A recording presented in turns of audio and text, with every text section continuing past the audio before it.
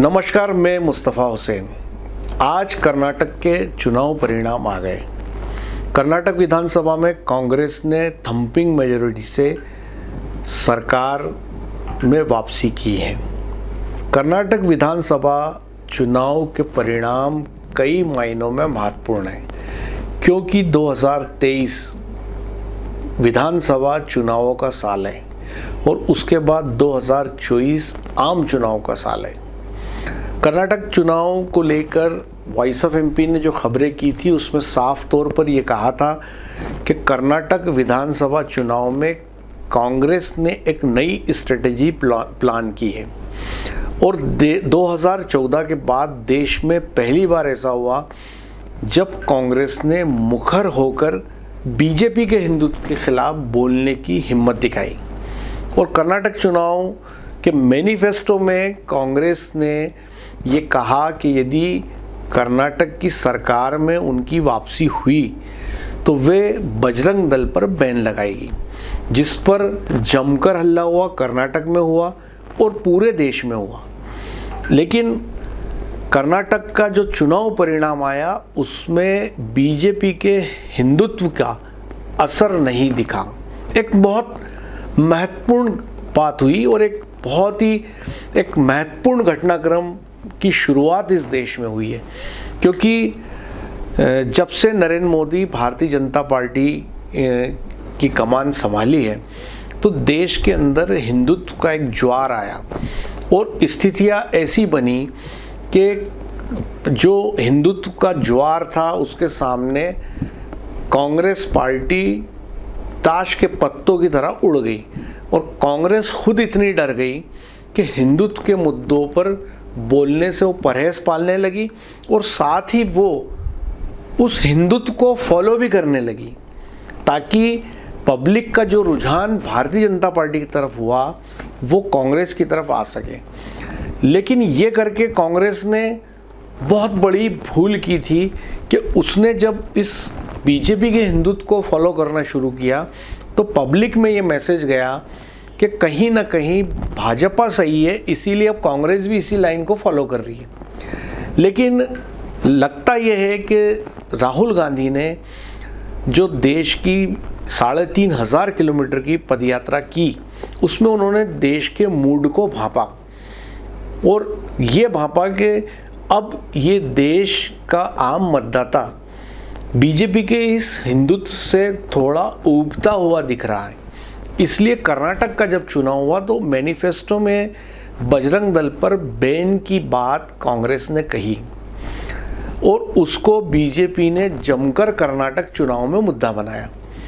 तो उसके मुद्दा बनने के बाद एक स्थिति ऐसी भी लगी कि हो सकता है कि कर्नाटक में बीजेपी का यह हिंदुत्व जोर पकड़ जाए और बीजेपी सरकार में वापसी कर ले, लेकिन ऐसा नहीं हुआ। आज जो परिणाम आए उसमें जनता ने पूरी तरह से भारतीय जनता पार्टी को नकार दिया। तो इस विधानसभा चुनाव से इस बात पर मोहर लग गई कि कहीं ना कहीं अब देश एक करवट ले रहा है और जो लगातार इस देश में बीजेपी जिस हिंदू मुसलमान की पॉलिटिक्स करती रही है, अब शायद उसको इससे वोट ना मिले और जनता अब विकास के मुद्दों पे बात करे, किसानों के मुद्दों पे बात करें। तो कांग्रेस ने कर्नाटक से इसकी शुरुआत की और हिंदुत्व पे जो बीजेपी का हिंदुत्व है उस पर चोट करने की शुरुआत की। लेकिन अब जो है ये चुनाव का साल है और इस चुनाव के साल में जो विधानसभा के चुनाव का साल है इसमें हिंदी पट्टी में के कई राज्यों में चुनाव होना है, जिसमें मध्य प्रदेश, छत्तीसगढ़, राजस्थान जैसे राज्य हैं। ये वो राज्य है जहाँ पर बीजेपी सबसे ज़्यादा मजबूत मानी जाती है और यही वो राज्य है जहाँ पर आरएसएस सबसे ज़्यादा ताकतवर रहा है। ख़ास तौर पे यदि मध्य प्रदेश की बात करें, मालवा की बात करें तो मालवा को संघ परिवार की नर्सरी कहा जाता है। तो जो इलाके बीजेपी के एक तरफा एकाधिकार वाले इलाके हैं, जहाँ पर उसकी जड़ें काफ़ी मजबूत है और जहाँ पर आरएसएस की जड़ें भी मजबूत है। अब उन राज्यों में विधानसभा चुनाव होने हैं इस साल के आखिर तक, छत्तीसगढ़, मध्य प्रदेश और राजस्थान में। तो कर्नाटक की जो जीत हुई है और जिस तरह हिंदुत्व पे जो हल्ला बोल कांग्रेस ने किया है, तो क्या अब वो इन राज्यों के चुनाव में भी इसी स्ट्रेटेजी को फॉलो करेगी, इसी जो बीजेपी का जो हिंदुत्व है उस पर हमला करने की स्ट्रेटेजी प्लान करेगी, इन्हीं मुद्दों पे वार करेगी? यदि मध्य प्रदेश की बात करें तो कांग्रेस के पास दिग्विजय सिंह एक ऐसा लीडर है जो लगातार आरएसएस और बीजेपी के हिंदुत्व पर बोलते रहे। एक समय आया जो पार्टी में वो अलग थलग हो गए और ये माना जाने लगा कि दिग्विजय सिंह के बयानों से बीजेपी को बड़ा फ़ायदा हो रहा है।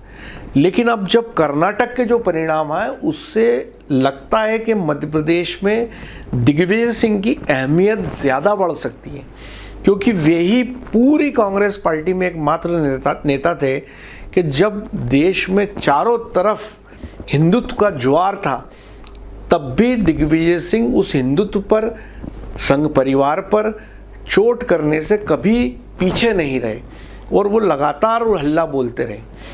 तो ऐसी स्थिति में जब कांग्रेस ने इस फ्रंट पे खेलना शुरू किया है और जो बीजेपी का सबसे मेन औजार है हिंदुत्व, जिस पे वो लगातार सरकारों में वापसी करती रही, सरकारें बनाती रही, तो अब जब उसके खिलाफ बोलने की शुरुआत कांग्रेस ने कर दी है तो हो सकता है मध्य प्रदेश में और आने वाले चुनाव में देश में दिग्विजय सिंह इस फ्रंट पे खड़े दिखाई दें, क्योंकि इस पर बोलने में उनकी महारत है। तो जैसा कि हमने एक खबर में, कल की खबर में हमने कहा था कि जो मध्य प्रदेश, राजस्थान और छत्तीसगढ़ के जो चुनाव है, हमने कर्नाटक के नतीजे आने के पहले ये बात कही थी कि यहाँ पर बीजेपी के लिए चुनाव जीतना उतना आसान नहीं है कि चुनाव हुए और जीत गए।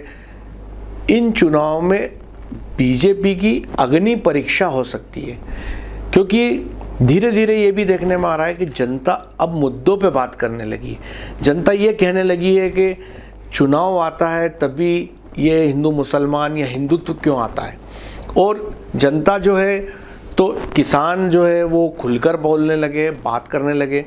जैसा कि पिछली जो आम सभा है सीएम शिवराज सिंह चौहान की हुई, उन आम सभाओं को लेकर जो सोशल मीडिया है उस पर किसानों की काफ़ी प्रतिक्रिया हुई, तीखी प्रतिक्रिया हुई, और किसान मुखरता से कहने लगे हैं कि मामा इतने साल कहाँ थे, हमारी फसलों को नुकसान हुआ, हमारे को फसल नुकसानी का आकलन नहीं हुआ, मुआवजा नहीं मिला, और इस तरह के कई मुद्दे अब लोग बोलने लगे और ये कहने लगे कि भाई अब जब चुनाव होगा तो हम 1 to 1 बात करेंगे, मुद्दों पे बात करेंगे, किसी भावना पे बात नहीं होगी, भावनात्मक मुद्दों पे बात नहीं होगी। जो ज़मीन से जुड़े मामले, जो जनता से जुड़े मामले, जन सरोकार के मामले, उन पे हम बात करेंगे।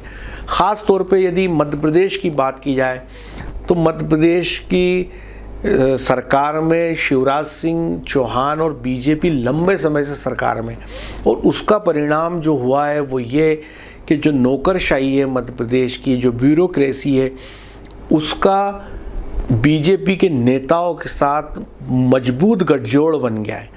तो जब ब्यूरोक्रेसी को, नौकरशाही को, जब नेताओं का शेल्टर होता है, जब उनके साथ नौकरशाही का गठजोड़ होता है, तो ब्यूरोक्रेसी बेलगाम होती है, आम लोगों के काम नहीं होते और ना ही नेता उनको कुछ कहने की स्थिति में होते। तो ये बात साफ तौर पे मध्य प्रदेश में दिख रही है। यहाँ तक कि जो सरकार के अंदर विधायक है, जो लोग, वो भी बड़े पैमाने पर, मतलब बीजेपी के छोटे कार्यकर्ता की तो आप छोड़ दीजिए, उनका तो हाल काफ़ी बुरा है, उनकी तो सुनवाई का सवाल ही नहीं उठता।